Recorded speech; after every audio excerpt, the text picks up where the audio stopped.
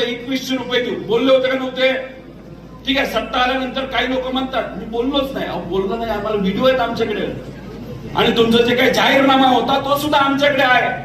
अहो भाजपच्या जाहीरनाम्यामध्ये लिहिलं होतं 2100 रुपये प्रति महिना आम्ही आमच्या लाडक्या बहिणींना तिथं देऊ. दिले का? ते 1500 रुपये जे पूर्वी ऍडव्हान्स मध्ये 3-3 महिने आधी ऍडव्हान्स मध्ये येत होता, आता कधीतरी वाट बघावी लागते आणि भीती धाकधूक वाटते बंद होईल का काय.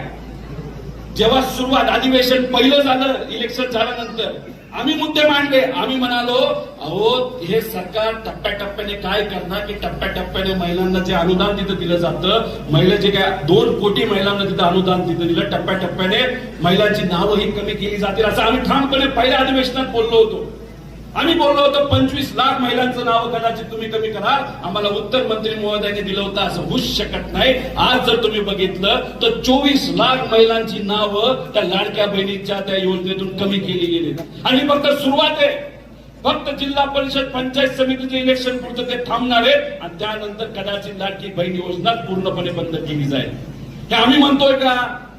त्यांचे 6 मंत्री बोलले आमच्या लाडक्या बहिणींना आम्ही पैसे देतो म्हणून आमच्याकडे पैसेच राहिले नाही. अहो इथले आमदार मंत्री आहेत, पीडब्ल्यूडीचे मंत्री आहेत, त्यांच्या विभागाचं देय किती आहे? 49,000 कोटी रुपये. नवीन विकास सोडून द्या, उधारीच किती झाली त्यांची? 49,000 कोटी. आधी हे पैसे द्यावे लागतील, मग नवीन कामं तिथं मंजूर होणार आहे. अशी आजची परिस्थिती आहे. सांगलीमध्येच